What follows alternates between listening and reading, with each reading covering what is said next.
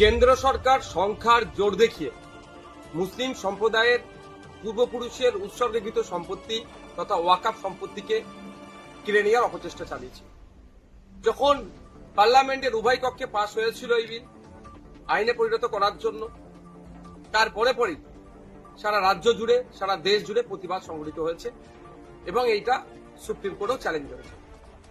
বেশ কিছুদিন ধরে সুপ্রিম কোর্টে মামলা চলে, একাধিক পক্ষের শুনানি হওয়ার পরে আজকে চিফ জাস্টিসের বেঞ্চ একটা অন্তর্বর্তী রায় দিয়েছে। এই রায়ে কিছুটা স্বস্তি মিললেও সম্পূর্ণরূপে এটা সুরাহা এখনো হয়নি।